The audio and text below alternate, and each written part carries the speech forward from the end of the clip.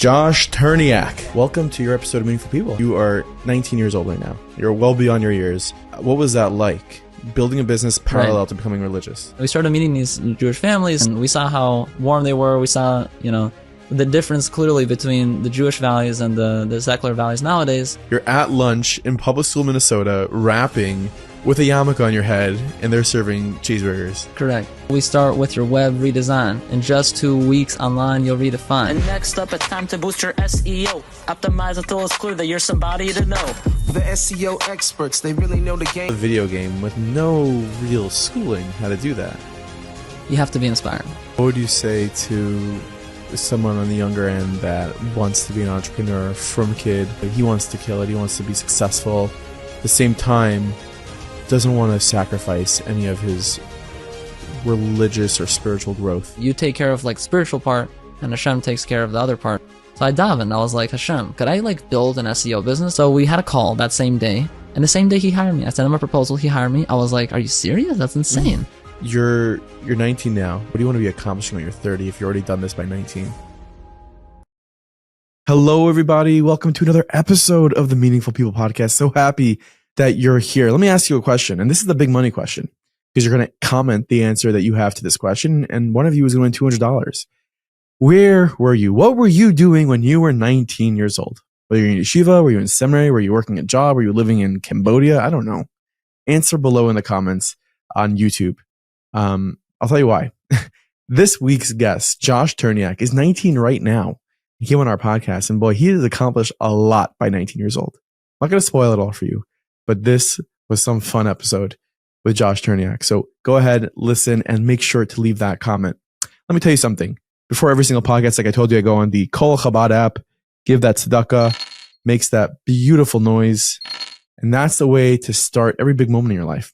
Something cool about Colel Chabad is Meaningful Minute is a media sponsor for their upcoming concert on December 19th in King's Theater in Brooklyn. It is with Zusha, Eitan Katz, Benny Freeman, Ellie Marcus, Alex Clare. It's going to be a big party. I hope to see you there. Head to nafshi.net/meaningful. Get your tickets. It's going to be so much fun. It's in honor of Yotes Kislev. I hope to see you there. This episode is also sponsored by my friends at PZ Deals. Let me tell you something special about the PZ Deals app, which I don't go shopping without. You head onto the PZ Deals app before you go shopping anywhere, whether you're going to buy clothing, some electronics, something for your house. You go ahead, you look at the promos page. Is there a promo code that you can save 10%, 20%, 30%? You go check that out. You never pay full price again. You can go to their deals page. Let's say you're looking for AirPods. Let's say you're looking for a specific stroller, a Duna. You just toggle that, you click that item, and it will notify you when those items are on sale. It'll notify you when those items have a price drop. So go ahead and never miss out on a deal again. And the coolest thing about the whole thing is the custom notifications. Anytime there's an incredible deal, you can make sure that PZ Deals lets you know. And if that's only the notification you want to get from them, you can make sure that's all you get. The PZ Deals app just got better. So make sure to hit the link in the show notes below. Download the PZ app right now. And especially now, Black Friday is right around the corner and the deals are coming in hot. Don't miss one ever again. Never pay full price again. Download the PZ Deals app. And now enjoy this episode. You are listening to the Meaningful People podcast. The podcast featuring our nation's most impactful, influential, and meaningful people. Josh Turniak, welcome to your episode of Meaningful People. How are you? I'm great. How are you? Thanks for having me. I'm good. So we are going to introduce you to the entire world right now. So something we love doing on Meaningful People is getting people that the world may not know and letting the world know who they are. So this one is with Josh Turniak. Josh, tell me a little bit about your upbringing, where you're from. What was that like? So I'm Josh Turniak. First of all, thank you so much for having me. It wasn't that far of a drive, by the way, because I'm from Minnesota, but I actually moved to the Five Towns recently. Nice. So growing up in Minneapolis, our parents immigrated from the former Soviet Union. My brother and I grew up in Minnesota, and growing up, we had a very traditional, home and background, but our family wasn't observant. And when COVID started, that really inspired our entire family actually to start, becoming involved in the community, start becoming observant, connecting to the Torah and, to Jewish people. And through the experience that we had in COVID, we were at home all day, there's nothing really to do. So naturally, we turned to like, being productive. And like, I started building websites. I started working with my brother. He started a janitorial office, cleaning business. And then during COVID, our entire family started becoming observant. So let me ask you, so like elaborate a little bit on what that looks like growing up. You said like traditional Shabbos was a thing, not a thing, Yom Tovim. Right. So Shabbos and Yom Tovim weren't a thing, but like I knew about Passover. We might have gone to someone's house for Shabbat, but we weren't keeping it. But in terms of like not eating dairy and meat together, like we never did that. In terms of like, not going to McDonald's or like, eating pork, we never did that. So we knew about the basics. But since our parents were born in the former Soviet Union, the Jewish heritage was taken from them. They weren't allowed to be religious. So naturally, when they moved to the U.S., they kind of just did what they were used to. Were they religious growing? Like you said, they weren't allowed to be religious in the Soviet Union. They weren't religious growing up. What do you know from their I guess upbringing in the former Soviet Union? That's fascinating. It's tough. There's a lot of anti-Semitism, and it was different in Russia than now. Back then, it was more clear that you were Jewish because everyone was telling you were, and they were calling you nasty names. And my parents would tell me these tough stories in school. They didn't have a easy childhood in terms of that that regard. In terms of like how it was hard to make money and find a job, that wasn't even the hardest part. Probably it was anti-Semitism. Wow! But they knew they were Jewish. So when they got out, was it like a dramatic escape, or they got out after? They got out at the time when it was a little bit easier to get out. So they moved to California first, and then before they got married there, they met each other there in Los Angeles, and then they moved to Minnesota from all the places they could move to. Yeah, that's that's nice and cold, no? Exactly. Okay, really interesting. So the effect, I guess, that having your parents grow up in, which is communism, did that come out anyway in your upbringing? Did like they tell you guys stories about it? Did they reflect on it often, or it really didn't play a role? So I think that's what I really like. That's what I really love about my parents is that they didn't like give us any horror stories or any like PTSD stories or anything like that. They tried to keep everything positive, and they told us how they overcame challenges. They taught us lots of values in that respect. They taught us about work ethic, and also my grandpa on my mom's side. So they were living in California for a while. He passed away like several years ago. But in Minnesota, when he moved in 2013, so every Shabbos we would go to their house. We'd walk to their house. It was like an hour walk, and we visited them and we stayed with them. We kept Shabbos there. But he was a brilliant engineer. And in Russia, even if you have brilliance and lots of ideas and even want to start a patent or something, they don't pay you anything. So it just shows that back then you weren't really rewarded for the intellectual labor that you had or that you contributed to the economy. And when they moved, they didn't really start a business or anything. They're more like, my dad is an IT specialist consultant at a company in Minnesota, and then my mom, she works for the Hennepin County.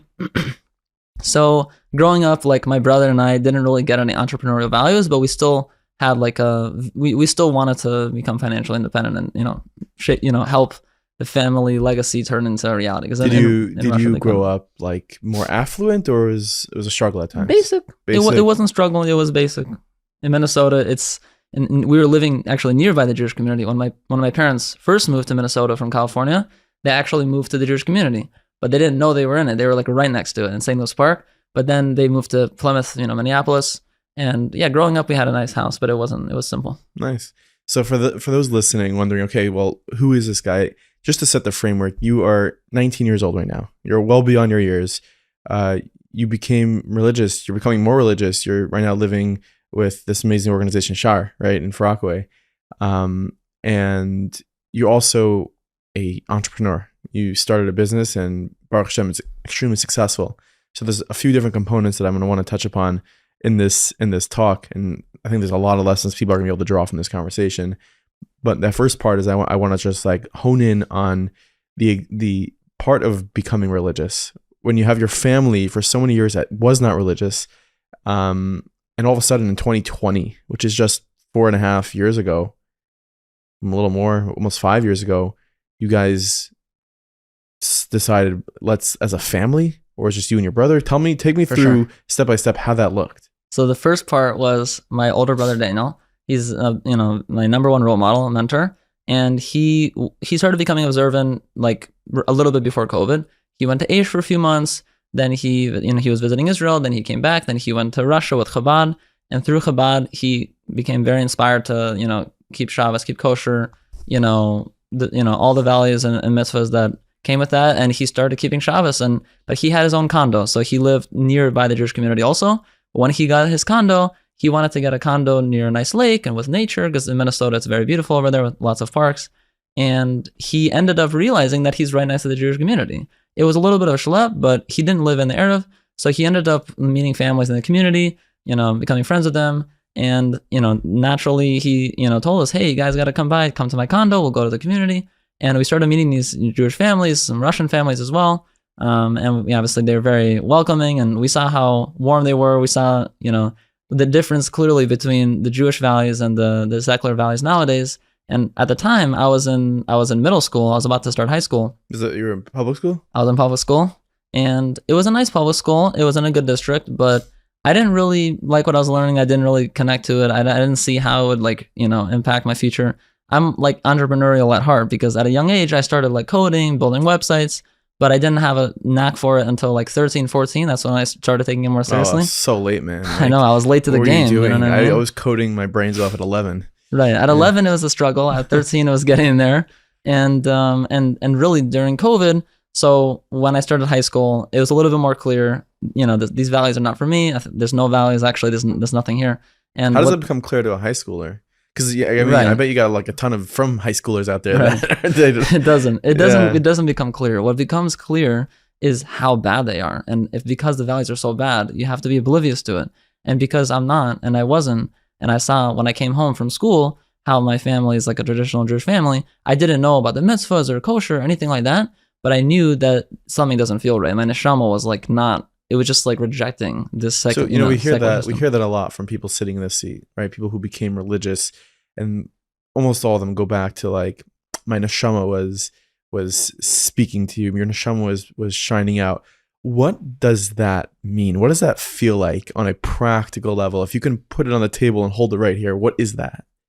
Think of it like food poisoning, but for your soul. That is the best description anyone has ever given of this. I think so, because I think you can tell when you're sick, but if you have a small cold, sometimes it's not obvious what's going on. But if you have food poisoning from spoiled sushi, then Has it happened to you? No, it hasn't. It hasn't, but that's why, because it hasn't ever happened. Yeah. In summary, you can feel it.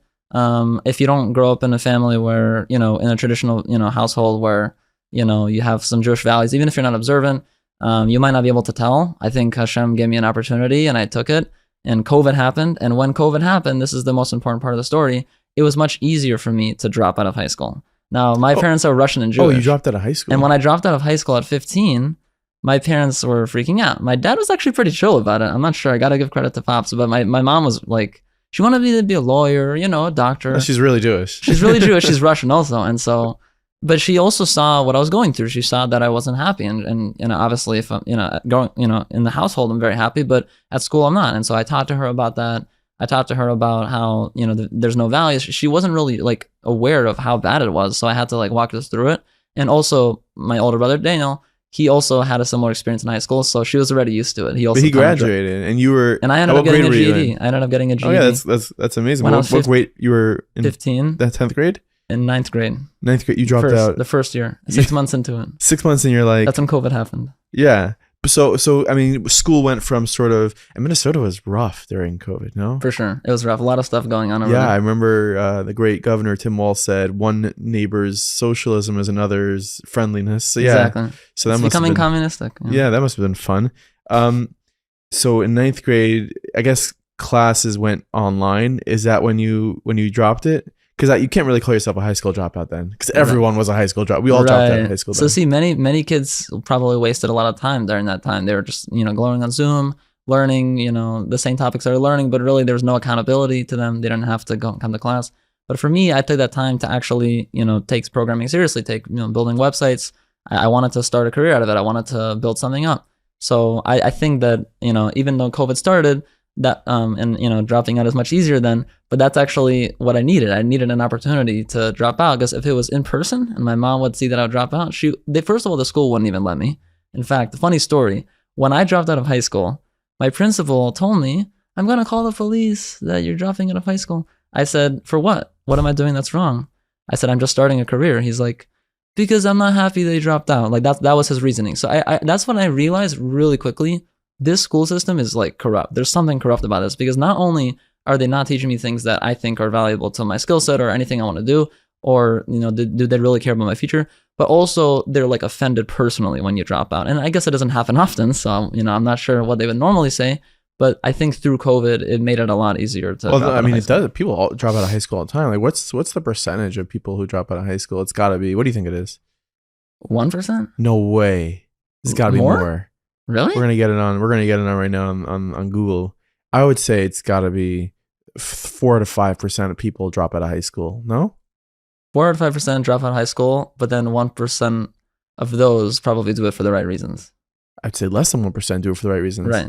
5%. 5% of what? Of the United States? Like what?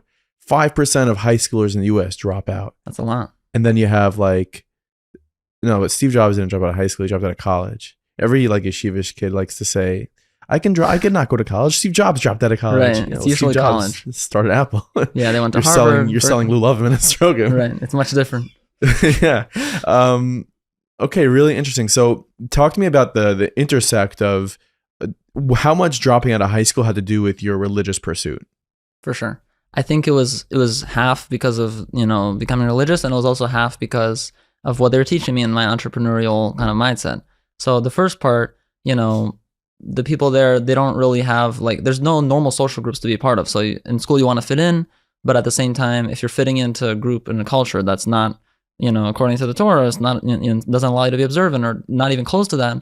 So on one hand, you want to fit in because you don't want to be lonely. On another hand, if you don't fit in because you want to stay true to your values, you're lonely. And I was very lonely because I felt like I was isolating myself intentionally from everyone, but I was doing it for the right reasons, and I knew that. But then I still didn't feel happy because I was lonely. So then I realized, wait a second, it's pretty clear. I'm just not with the right people. Like these are not the only people that I could be with. Did you have friends there or not really? I had people that I thought were my friends, and then eventually they just stopped talking to me, and I realized, well, I guess I started wearing a yarmulke actually in high school when ninth grade started. Before you became religious? Before I became religious, I told my mom, I'm going to start wearing a yarmulke. She's What like, was what? The public school? I'm like, yeah, for sure, because I'm Jewish. She's like, well, like anti-Semitism, right? This is before the war. And I was like, well, what do you mean? Like, you know, I'm still going to be Jewish. Like, what am I not going to be Jewish? People still know I'm Jewish. They see my nose. You know what I mean? Like, what's the difference? And also, if other people in different religions, they get to wear their stuff when I can't wear mine. So then I started rapping. This is a funny story. In high school, I was bored. I didn't have anything to do. I didn't really, you know, care about the classes, or I got good grades because my mom wanted me to, but I started learning digital marketing. You're a genius, pretty much. No, I'm trying my best. That's the main thing. Okay. And basically with rapping, so I was bored. I wanted something to do. I started making beats. I started making instrumentals, and I started making kosher raps, because most raps nowadays, you know, if they're not, unless it's Nissan Black, right? That's a separate story. Yeah. Then they're not kosher. So I started making kosher raps about like the meaning of life, and like it sounds weird, but like it was pretty funny. You know what I'm gonna ask you? For sure. You wanna give me some bars right now? Like I'll rap the Growth song later. Okay. That's gonna come up. And so that when I started rapping in high school, at that time when I, you know, walked around to lunch tables and I started rapping, I was kind of thinking to myself, what am I doing? Like, this is like the most entertaining thing that I could get from high school, and this is not a normal thing to rap at lunch. You know what I mean? So because nothing with a yarmulke. With a yarmulke, and it wasn't kosher anyway, so I stopped eating it. I just brought my own food. Oh, lunch wasn't kosher. It wasn't kosher. Wow. So Josh, this scene is hilarious. You're at lunch in public school, Minnesota, rapping with a yarmulke on your head, and they're serving cheeseburgers. Correct. And I'm not eating it. And I'm like, let me just learn SEO. So that's when I got into SEO. And then right before COVID started, right before I dropped out of high school, I was like, I want to go to Israel. So my mom, she went to Israel a year before with like a women's trip, and she basically was like, you know, really inspired by it, but she didn't want to go again like a year later because it's a huge flight. It's just it's tiring for her. Yeah. So anyways, I told, you know, we're trying to convince her, like, Mom, let's go again as a family. Like, you know, Dad hasn't been yet. You know, we haven't been together yet. It would be so fun. Like, you know, my brother said it might even be the last time we can go together for a while. And it's true. Now he got married, you know, he has a kid. Also COVID. And then yeshiva, COVID, and then, like, you know, now the war. And so he's right. He had some kind of divine intuition or something. Yeah. But we went together, and it was, let me think, December 2019. And on the flight, we were going, and my mom was like, don't stand next to them because they're wearing a mask. I'm like, what do you mean? Like, they're wearing a mask. They always do. they were Chinese, whatever. Yeah. And so, and then later on the way back, same thing. And then like a few months later, like in March, COVID, everyone's COVID, start shutting down all the buildings, shutting down all the restaurants, like shutting down all the schools. Like you can't enjoy life anymore. You have to just stay inside. And that's when I dropped out of high school. But Israel really inspired our whole family. How was that religious. trip? Tell me about that trip. So when you went as a family, you still weren't, maybe Daniel a little bit more than all of you, you were not all religious yet at that point, meaning you weren't keeping Shabbos. Correct.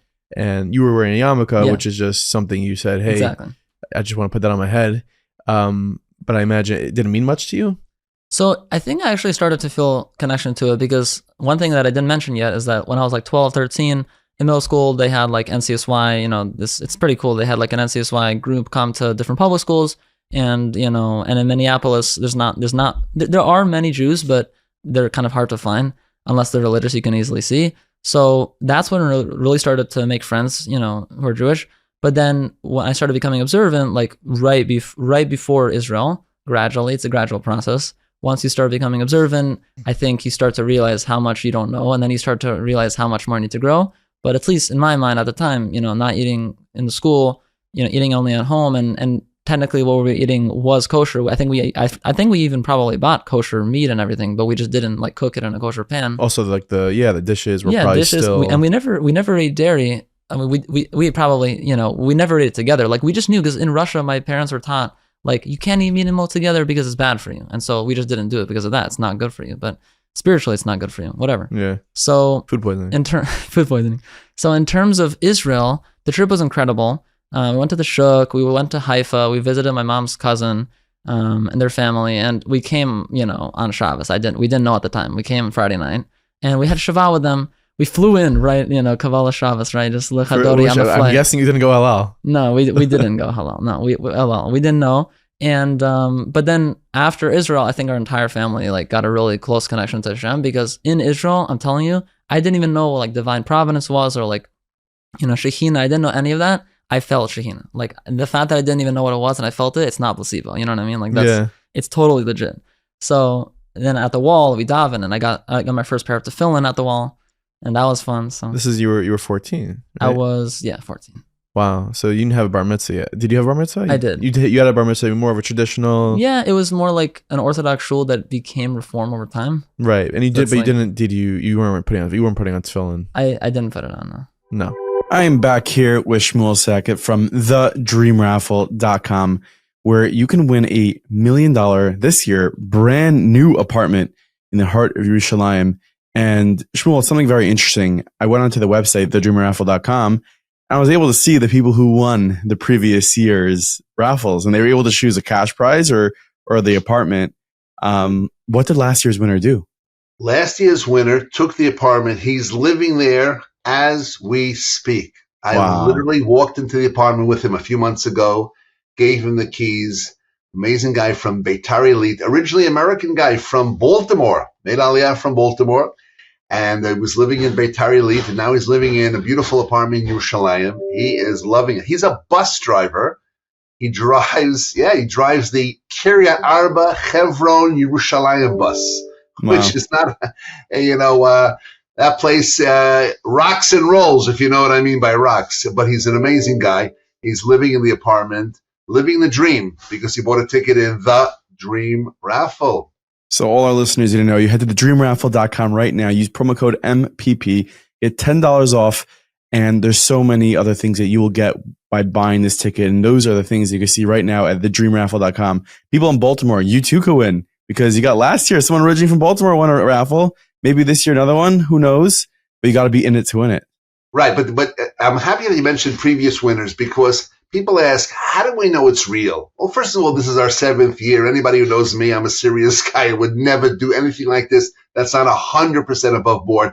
But we have the pictures of the previous winners. We have videos with them. I see their names. You got Avram Israel, Uri Kari, David Kriti. Like these people are real people. Real people. As a matter of fact, what was it? 2 or 3 years ago, guy from West Orange, New Jersey, won the apartment. He particularly decided on taking the cash option, which is fine. But yeah, real people, just like all the wonderful people listening and watching to this episode. And the most important thing, again, while it's wonderful, the chance of winning an apartment is fantastic. The money goes to amazing things. This year, the focus is on Toshavei Hatzafon, residents of Israel's northern border. They're going through an absolute incredible challenge, and therefore we are there to help them with jobs, with finances, with helping their yeshivot, whatever they can, helping farmers on the northern border. We're there with funds from the Dream Raffle. So you heard it here, guys. Head to thedreamraffle.com right now and get your tickets. We'll be right back to this episode in just a second. If you own a business, you understand and you know good and well that when people pay with credit cards, sometimes there are the hidden fees for you, the retailer, that hits you right in the face. It's like, what? Another one? Another one? What is this? What is that? Well, insert NRS Pay, the incredible credit card processor from IDT Corporation. Yes, IDT, public company, reputable company. They are one of their branches. They are one of their companies. The one you can trust. No hidden fees, no long-term contracts. They're not trying to tie you down. They're trying to make business for you more successful. They're trying to make business for you easier. If you're not happy, why work with them? Be happy. Choose NRS Pay. You're going to head to nrspay.com. No hidden fees, no long-term contracts, and you get that flat fee, and that's it. You can figure out what you want to be giving, what you want to be paying, and that is it. You can speak to a rep at nrspay.com. Get started today. You understand? Listen, you take credit cards. Sometimes you look at those statements and you're just like, wow, maybe I should just take cash, right? But it's the price of doing business. But you don't need to sacrifice that much anymore when you choose nrspay.com. What's striking me is, and this is, I'm sure maybe a lot of Baalei Tshuva fall into this, is that it's just the amount that you guys didn't know as a family. Like you said, you flew into Israel and it was Friday night. Like, it just wasn't on the radar. It wasn't a thing. Exactly. And it makes me think that as the Frum community, maybe a lot of our, I don't know, hundreds of millions of dollars we pour into Kiruv should be focused on just educating the world. What is Shabbos? Just what is it? Or what is tefillin? Like how many Jews would we be able to capture or really just educate on a basic level? Like my dream, and I've spoken about this, is like to have a Super Bowl commercial with a mother lighting Shabbos candles on Erev Shabbos and just like dark screen and just, have some sort of line, scan the QR code to get to explore your Judaism. Do you find that as someone who grew up, and it seems like you just guys didn't know much, I feel like there may have been a feeling of this best kept secret was held from us, and B, you kind of wish more was done to educate you guys sooner. 100%. I think the education is a big part of it. And Kiruv organizations like, Olami and CSY, Shar, shout out to the Shar. They definitely are a big part of it because there's not really so many of them and it's hard to find. So doing marketing, for these, even the Shar, they asked me, could you do SEO for us? I'm like, well, I don't think people are searching. So I'm like, I always am honest when I talk about it. Like, I don't think people are searching best Baalei Tshuva yeshivas, for like, so that's the problem is like, how do you market it? If I could figure out a way to market, like these Olami organizations, I definitely would. It's something that I'm interested in. It's like we need to treat Kiruv like a business. We have to figure out like what is the way, the same way, and you have this company Growtha, which we'll talk about, and it's basically SEO, but the same way that you're able to get nursing homes leads, hundreds of leads by people searching on Google, best nursing home, and they pop up. Why can't we figure out that if someone searches like anything Judaism, that boom, they're going to be right. There's really, if you search online all these Jewish topics, the number one website in terms of SEO is Chabad.org. Okay, so that's great. No? Yeah, for sure. That's awesome. I just don't know if reading an article is enough to because someone needs to see in person. You need a touch point. You need a touch point. Yeah, somehow you could build a platform where it's more interactive, and that would be cool. And maybe I'll do it one day. Do you, now that you're, thank God you're Orthodox, do you have any feeling of, man, I wish I did this earlier? Or you're just, no, this is exactly, Look, the Jewish perspective that I was taught is everything happens at the right time. So I was supposed to become religious at that time. I didn't really have an opportunity to become religious earlier. COVID was what struck it. And I think if it happened earlier, it might have been, that I wouldn't be here today, or I wouldn't be in the Five Towns, or I wouldn't, So I think, yes, I would have preferred to be religious earlier, but also it gives me a story to tell my children one day. It gives me a story to tell, my friends how I became religious and hopefully inspire everyone who's listening. Maybe you'll go on a podcast and say, yeah, maybe. Yeah. So that's I try to maybe make a rap song on this in black. So I don't think I would have done a lot of things that I did and what I'm doing right now with my company if I became religious earlier, because then I wouldn't have like gone to the shar, and that's where I got my first client. And so that's like a whole other story, but Very cool. happens for a reason. Tell me about the first Shabbos you guys kept. Was it as a family? Was it individually? How was that? It was as a family, but I think the first Shabbos that I felt like I kept and that I felt like I connected to was in the Jewish community in Minnesota. I went to one of the families there, and they, greeted me and they welcomed me. They had like 7 kids. Like, I'm like, wow, they have more kids than most families combined, like in the secular world. So, so I got really inspired through seeing like a really sweet family, like how, the father and the mother like interact, and how like the kids like, respect the parents. Obviously they're still rascals because they're young, but you could see the difference between that family and like, a household where they had like 2 dogs and no kids, and like they don't really have a shalom bias or stuff like, things like that. So I think through seeing that, I was like, wow, like when I become religious, this is what I'm aiming for, like this type of life. Because otherwise, like, of course there's mitzvahs and of course there's commandments, but if you don't implement them, if you don't practically use them to have shalom bias or to have like, a very strong family, that's what I think was the part that inspired me the most. Interesting. So it's sort of like the family values. It was the values of family and shalom bias. Yeah. Because like you see what goes on in the world at large. What's one thing that you want people who are listening to know about Bali Tshuva, someone who's as someone who's now religious? What is something that, there's a lot of Bali Tshuva, and there's a lot of ideas and thoughts, but so, as someone from who is a Bali Tshuva, what do you want people to know? Let me think. I think the one thing that I want everyone to know is that it's not easy. So welcome someone. I think in general people are welcomed.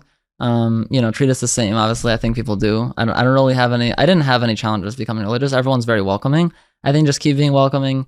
Hopefully keep inviting us for Shabbos. I would say, I'm joking, but I think basically. But you're not joking. Also. I'm not joking. Also, I love going to people's houses for Shabbos. I always bring a wine bottle, but I have to ask my friend to buy it because I can't buy it in the store. You're 19. So I'm 19. So I have to be like, hey Jeff, like, could you buy a wine bottle and then I'll pay you back, and then I bring it to the host, and I'm like, did you know how much effort went into this? I had friends who did it in high school. Yeah. But with like booze. Yeah. Every day. Exactly. No.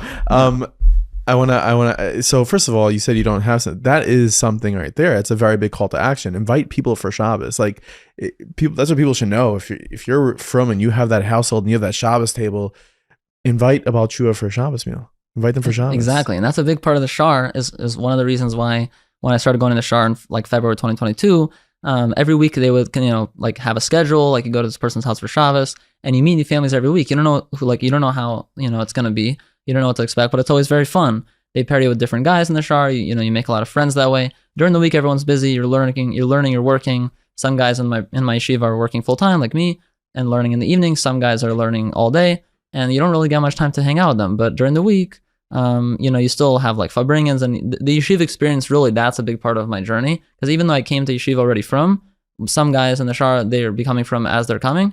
But for me, coming into it like, wow, I'm already observant, but I need to know way more. I need to learn way more, connect to people, make connections. I think that's a big part of my journey as well, the yeshiva part. Well, through your learnings, what was something that sticks out to you most? It could be learning a story of a figure of our history or a certain halacha. What is something that made you say, okay, this is the real stuff for me. Like, this is what I'm looking for. So this is interesting. When I started, having a few clients, I started working with a few, people in the community in the shar, nearby the shar, started working on their healthcare business with their website and everything. I started seeing hashkafa products happen. And when they teach you about like divine providence, how like Hashem is going to give you opportunities and he's going to help you out, that sounds great. But in theory, I don't know practically what that looks like. But when I started seeing it every day, so for example, let's say I had something I was nervous about, like, SEO, there's a lot of things you have to work on. You have to manage your team. You have to manage your... But the SEO is search engine optimization, for those who don't know, yeah. Search engine optimization. And when there's a lot of things you have to do every day, when you're running a business that's growing, you might feel nervous. You might feel anxious. You have to, you have to figure out how to balance work and learning, because on one hand, your business is growing, so you want to put all your effort into that. On another hand, you're in yeshiva and you want to learn the whole day because that's what that's what's going to get you, the most growth in terms of growth, right? Growth in terms of your that's just nourishing spiritual your growth. soul also. Nourishing your soul. You got to balance it. So I think in terms of, your question was in terms of, the biggest, you know, and halacha or Halacha. story in Judaism that really like made you feel that this is the real stuff for you. I would say it's that when, like, in the white shul, or like when in different shuls I went to on Shabbos day specifically, when the rabbi started giving a Dvar Torah, and he hit the nail on the head, exactly what I was thinking. And that literally answered my question. I didn't even ask him. He just somehow knew, and every week it would be a different thing, and it would literally match exactly. And I don't think that's placebo. I think it's But just finer, Rabbi Feiner, Rabbi Newberger, Yeah. and many others, and like they just kept answering my questions, and I didn't even know how to like ask the question because I didn't know what I was feeling sometimes, and then they answered it, and I was like, wow, this is like Hashem is like helping me out. So that's like a very unique thing, I think, but it was more like on that level. Was the feeling of loneliness, was it dissipating with you becoming religious? 100%, yes, because you realize that what you were doing, meaning what I was doing, and not involving myself with these people in high school, was the right decision. And then you start making friends who are much, you can obviously see they're good people, whether or not you're religious or not. If you're Jewish, first of all, I didn't have any Jewish friends.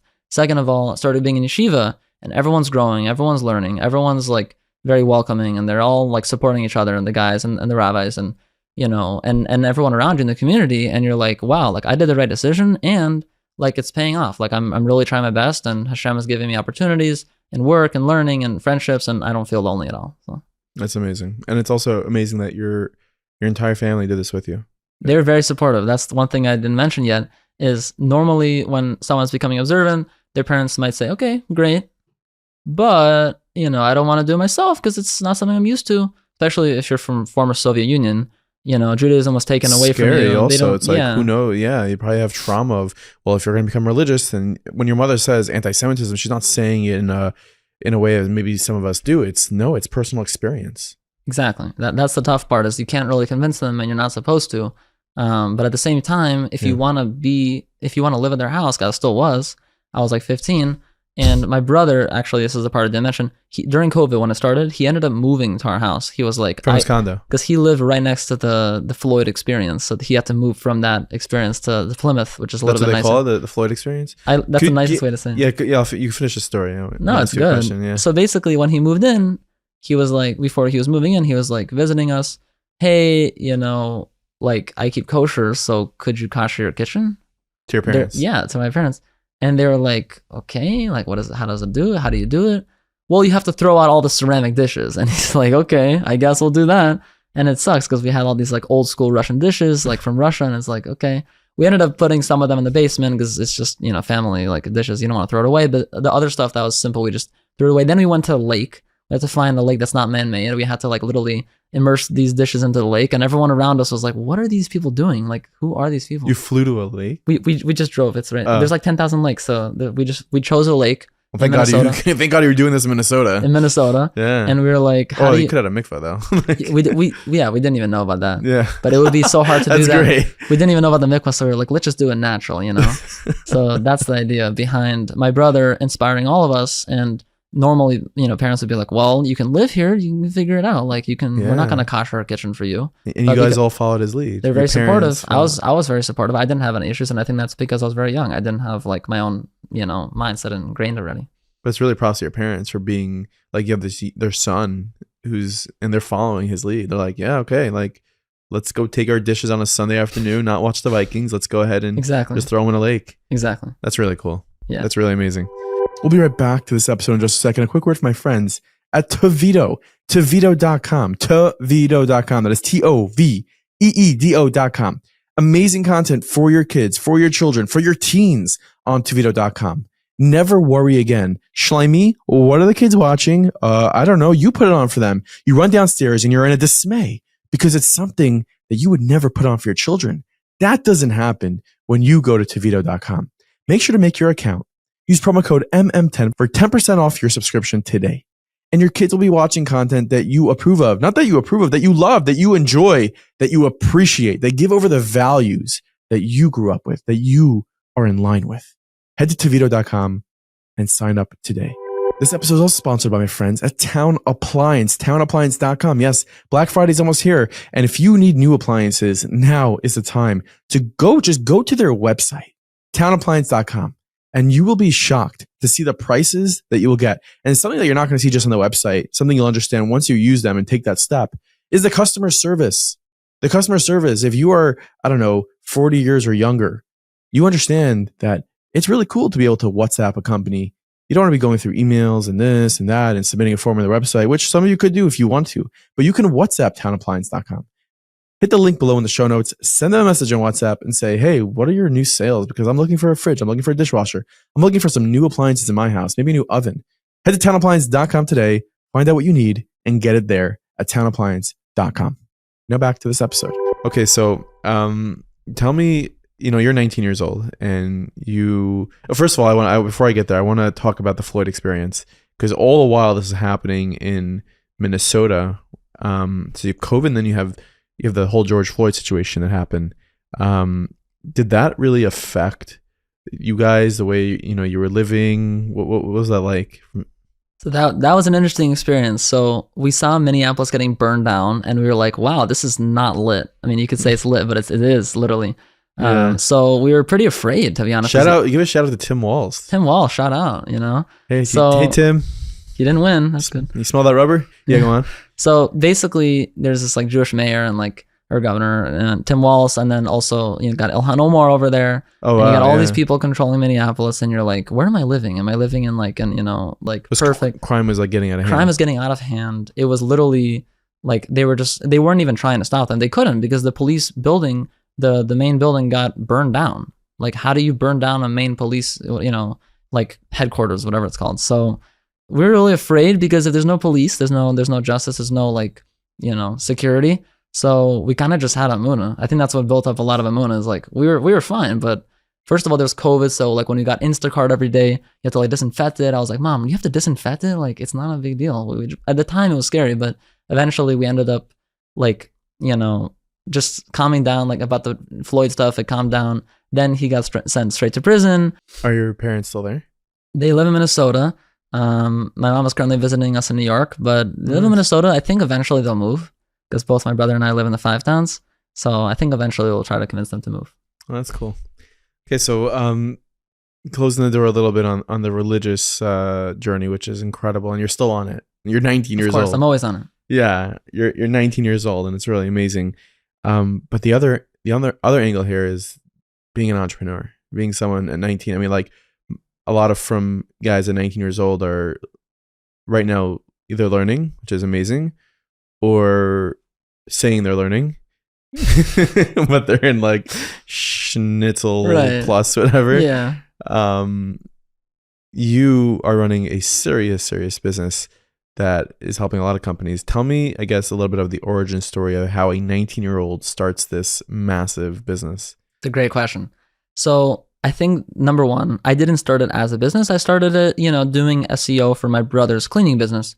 And, and within a few months, my first time doing SEO, 2020, I learned the basics. I learned a lot online. I actually, every single thing I learned was from a few different blogs and YouTube videos. And I started implementing the principles targeting the keywords on the page and, getting other websites to link to our website and all these different concepts that are kind of hard to understand. But through the process of doing so, within a few months, Minneapolis office cleaning, we're number one. And I'm like, whoa, that's cool. So I obviously felt that somebody Googled Minneapolis, best cleaning in Minneapolis, your brother's company would show up. Number one. And I was like, wow, this is working. And one of the things that I had the most fun doing was building a COVID video game in order to do a viral marketing stunt intentionally. Now, let me tell you how I did that. What I did is we built a COVID video game, my brother and I, and in the game, it's like a website. You can shoot the vaccine at the virus. We're trying to support, the vaccine, obviously, right? We're coming from a traditional Russian Jewish family. So we knew that if we did that, that would get on the news. So because they want to support that concept. So I reached out, I emailed and I cold called almost every single news station, local news station across America, Wisconsin, Kentucky, Missouri, Florida, New York. And some, obviously many of them didn't respond, but I basically did a cold emailing campaign. I did it as a 16-year-old. I was top subject line of the email was literally this: 16-year-old builds COVID invaders video game that's spreading faster than the virus. because it's like going viral and everything. And it was getting like 10,000 visitors a day. It was fun. But the game was free. 10,000 visitors a game visitors people playing this the game because it started getting on the news, and they started interviewing me. Why did you build it? I said, I'm trying to build this game to like help spread awareness of the vaccine, because they started releasing it. So we launched the game as they were releasing the Pfizer vaccine and the other ones as well. And it went viral, you can call it. And through the process of doing so, how is that going to help the cleaning business? Right. Because then we redirected that website to go into our cleaning business website. And when Google sees that other websites are linking to yours, then when you do SEO on your website, you're going to rank higher. So that helped us a lot. And that's one of the projects that I did. That's amazing. So I mentioned earlier that you're a genius. You learned SEO and you built a video game with no real schooling how to do that. You have to be inspired. You have to be inspired by like the projects that you could build. And at first I was just doing programming. I wasn't doing SEO. Well, how did you learn programming? My brother, he inspired me a lot, and he guided me how to learn it, but you can't just learn from someone else. You have to put a lot of effort in. So I was working like 10, 15 hours a day, and during COVID, there's nothing else to do. So I was having a blast, because even though I was working really hard, but it wasn't like, I didn't have any pressure. I just was young, I was still living with my parents. Dude, you're 19. You're still young. I'm still young. I'm always still young. I forget that sometimes. But in summary, I think if sometimes people have a big talent for like programming or something online, if you start at a really young age, you don't have a pressure to make money. So you actually will accomplish way more, because you're only doing it for like the right, intention, the right kavana. And like, you're only doing it to become the best at it. And so through the process of doing so, you'll get opportunities later. So you have to be like passionate about something. Passionate, for sure.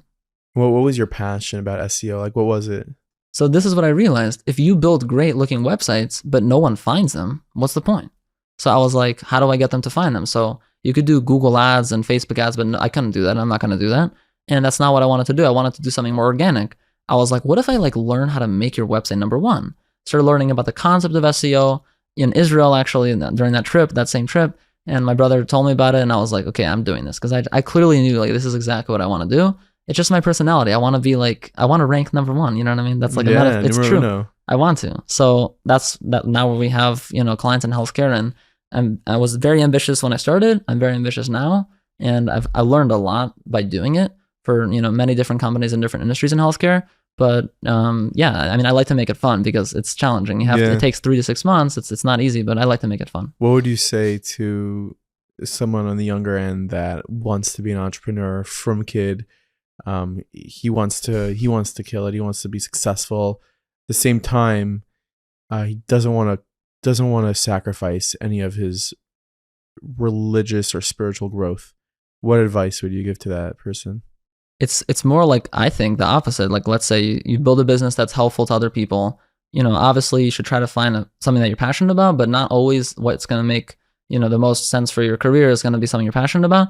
But if you can find something to combine it, which is what I did, that's the best, because you're going to like doing it. And even when it gets challenging, or even when it's not easy, or when you're growing your business and it's hard to scale or something, it's still fun. So you still have that passion for it. I think the best advice I can give is, assuming you have, a real idea, I think go for it.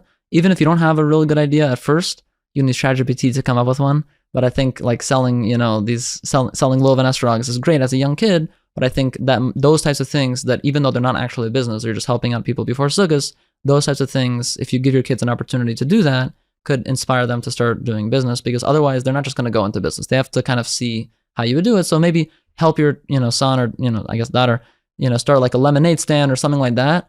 And that will inspire them. I think that's a practical way to do it. Do you're doing this sort of as you're becoming more frum at the time. Did you find that, okay, so now you're becoming more religious, and now you're also building a business. Now, if you weren't religious, you'd sort of just be working 24/7 building that business. And now all of a sudden you have Shabbos in your life, you have Yom Tovim in your life, you have things that you just, even just business ethics, right? There are certain things that happen in the business world that us Jews, we don't do, or we're not supposed to do. Certain lines we're not supposed to cross. We have halachas that we're supposed to abide by. What was that like, building a business parallel to becoming religious? It was actually perfect, because as you're learning about like the business ethics, you're like, oh, let me apply this. So for me, I have, many people on my team, professional writers, website designers, developers, and they're from different countries around the world, Europe, America. And so I really I'm very machbed, so to speak, on like when my designer sends me an invoice, even though he doesn't expect it to be paid the same day, he could be paid a few days later. He'll be fine with that. He'll be totally fine with that. I pay it literally the same minute because I want to make sure that I fulfill the mitzvah of paying your employee before the sunset. Now, I don't really know if that literally means before sunset, but if you get an invoice when it's already like 7 p.m., so it doesn't count. But my point is that because I'm doing that, I'm fulfilling a mitzvah. So I can literally make the workplace, spiritual. And that's the practical way to do it. Another way is to help other people get jobs. So I try my best to find different opportunities that come up that I wouldn't be able to do. But one of my friends in the shar, and I have actually a few friends that I help them, get introduced to their current job, and I helped them get that job because someone helped me get a job. I got my first client. He gave me a chance. My brother helped me a lot. And so the least I could do is to repay someone back by helping them. And it's not hard, by the way. Everyone can make excuses like, oh, I don't know how to like help someone get a job, but you could just be like mindful. That's it. And you'll find opportunities, and then you can daven for your friends. So because of that, I think you can create like a, so to speak, like a cool Jewish empire, like, not just growth, but like helping other people around you get jobs as well. That's really cool. And I think that a big part of what you're doing is like you have a big responsibility. And I don't know if you realize that, honestly, but you have this insane power to create things, technologically speaking. You created this video game during COVID, but like I feel personally that the advancement of technology from Jews and ways to like garner technology to reach more Jews and bring them back to their Judaism, that's like the ticket to Mashiach, I feel. And I'm sitting across from somebody that literally has the technical way of doing that. When are you going to build a website that's going to bring people closer to Judaism? I think sometimes soon. Yeah, I think soon. I think sometimes you have to be realistic. I think there's so many Kiruv organizations out there, and they could use SEO, but I don't really see how people are searching. So what I'm trying to figure out currently is how do I get more people to like find these organizations, and from SEO, is that possible? That's my next mission. Is it? I'm trying to. It's just hard because I don't know if they search. There's ways to tell if they search. There's tools. Is there a way that like if let's say they search looking for the best bagel shop near me, we can assume they're Jewish and just like throw Chabad at them? For sure. If they're looking for Sushi Tokyo, then for sure. Yeah? Yeah, I think so. I think... So really what you're saying is we just need to make a really good kosher restaurant. Yeah. And have them search that. Yeah, exactly. Dude, like this is Kiruv boiled down to... Literally boiled down because it's a restaurant. Yeah, boiled into a tech. Like this is the cool stuff. Exactly. I think they should have like a Chabad shliach or like any shliach, bring tefillin to like Fuego on Central, just like, yeah, here, sure. do tefillin before you eat. Let me ask you, you mentioned there's a story how you got your first client at Shar. Can you tell me that? For sure. So when I moved to Yeshiva, February 2022, we went to Florida as a family right before. Obviously, Minnesota is freezing in February. February is the worst month, so you got to get out of there. So we went to Florida. And it was like Fort Lauderdale. We went to like a Chabad for Shabbos. Obviously, we were already observant at that point. So it was a little bit tricky because, and this is going to be related to that client part, is that at the time, I was doing SEO for like different websites and different projects, but I didn't really have like a real client because my brother's cleaning business, we already grew it. It already got to the point where it didn't really need SEO at that point, or we were already trying to do something else, move on from that. And I was looking for clients. I was davening. I was, reading in Hebrew at that point. Thank God my rabbi in Minnesota in the Colel taught me Hebrew. I learned it. And I realized that I want to build an SEO business. Like I intentionally want to help companies rank number one and do it for as many as possible. And I was like, how do I get clients? I don't know. So I davened. I was like, Hashem, could I like build an SEO business that like helps companies make, a lot of success, gives them a lot of successful outcomes from SEO, and it is actually going to work, and it's going to work for me. It's going to work for them, and I'm going to have fun doing it. The same day that I davened that, my friend, he's in the shar, he knows who he is. He said, he made an intro on he made like a text intro. Hey Josh, introducing you to, and then, he needs SEO. He's looking for SEO, and you should talk from there to keep it going. So we had a call that same day, and the same day he hired me. I sent him a proposal. He hired me. I was like, are you serious? That's insane. So then the next 2-3 weeks, I was working on like redesigning his website because his website was very outdated. So we redesigned it, and this was my first client ever. And then at the time, that same day that I got that client was literally the same day that I told Rabbi Hurwitz at the shar, I'm coming to the shar. I'm moving from Minnesota to the shar.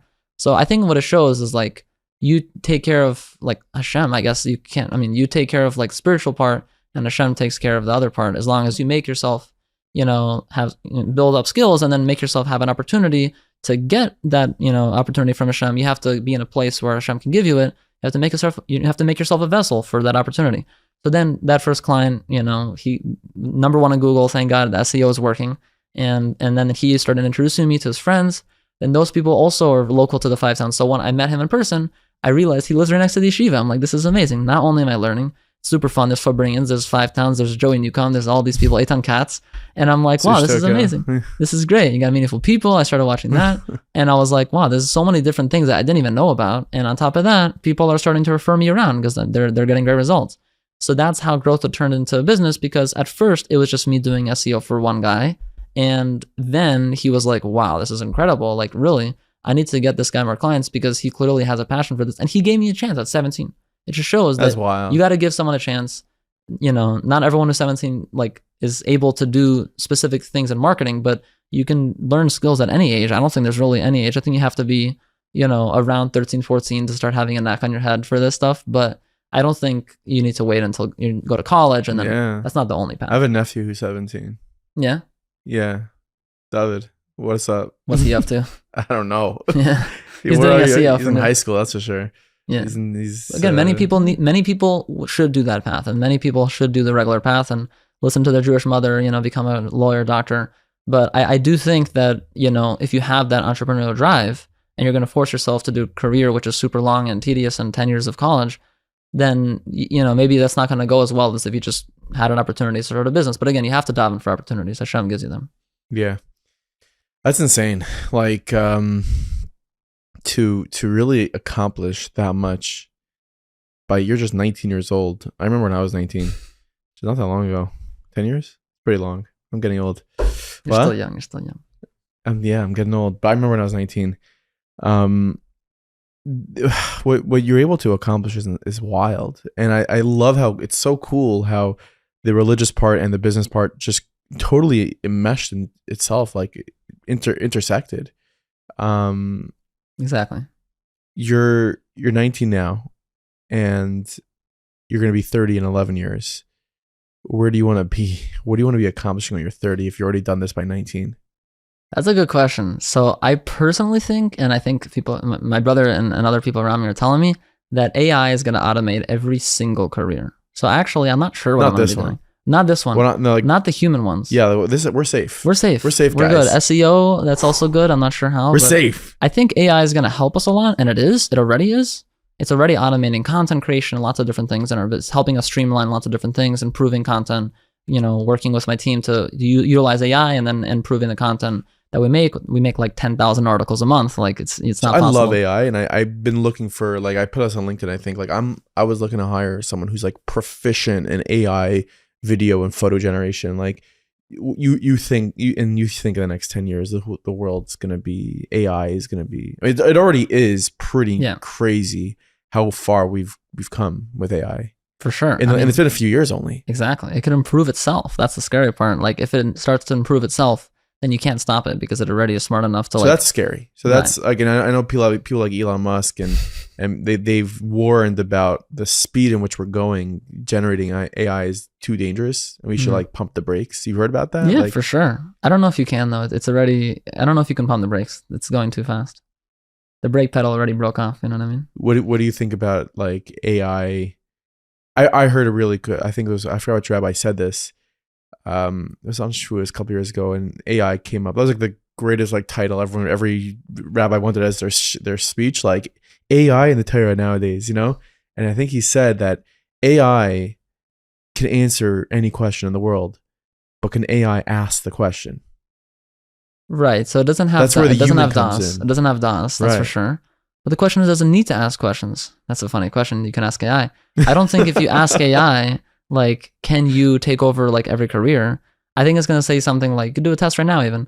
It's going to say something like, we're not intending to do that. Like, we are trying to help you with what you're doing right now or something. Like, it's not going to, it can't think for itself. It doesn't know like what you're feeling. It's not going to say like, I'm sorry you feel that way. Like, but at the same time, like, for sure, Rebbeim, obviously with Has V'Shalom, with AI teaching kids for Torah classes, but that's never going to happen.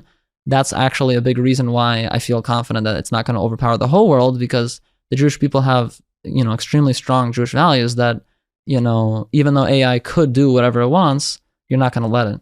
Also, it's going to actually make it so you don't have to spend money on anything, I think. My brother thinks. So he gives me these amazing ideas. So he's like, tell us how we're not going to spend money on anything. He's saying like yeshiva tuition won't cost anything. Kosher sushi won't cost $30 a pop. Every single yeshiva administrator just fell out of their seat. Right. How? So that's the thing. So with the yeshiva's part, I'm not sure. I don't know how to deal with that. With the programming or with building websites or SEO, it's helping us. It's helping us make sure that everything is perfect. For example, let's say we build a new website and we don't want to launch it yet. We're doing the QA part, the review part. We want to make sure that before we launch it, to our client's actual domain, that it's reviewed. There's no typos. There's no issues with the design. You can literally use AI to check that. And if you had a human doing it and you trusted the person on your team to check it, you just have to trust them. But that's not really good enough. So AI is perfect in that regard, but also you have to have a human overseeing it. So I think right now it's very helpful and it's only beneficial. Josh Cherniak, what's your message to the world? Your parting words here on this episode of Meaningful People. So, oh wait, you got to rap. Yes. So in terms of the rap part, right? Yeah. So I can share the story about Nissan Black a little bit. Please. So I made this. As long as you rap. Yeah, for sure. I made this rap song with Nissan Black as an advertisement for my company, as a way to spread the message out there. And it goes like this. I had my rabbi from Yeshiva, Rabbi Reich. I had my not my rabbi, my rapper Nissan Black, and we made a professional video. At Growtho, we start with your web redesign. In just 2 weeks online, you'll redefine. And next up, it's time to boost your SEO. Optimize until it's clear that you're somebody to know. And then Nissan kicks in. They're SEO experts. They really know the game. After the upgrade, get ready for the fame. And then the last part, Rabbi Reich kicks in. That's great to hear. Bull, you helped me rank #1 in Google Maps. And then I continue. The point is that it went viral. It was 140,000 views. It was really fun. And, I like doing things like that because that's my personality. I like it. That's really cool. Well, Josh, thank you so much for coming on the show.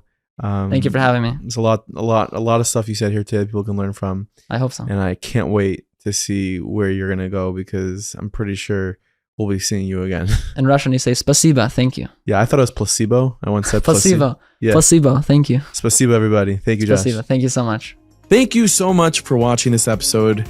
What a pleasure to sit down with Josh Cherniak from Growtho. 19 years old. What were you doing at 19? It's a question we all ask ourselves when we look at a kid like this, who's not really a kid.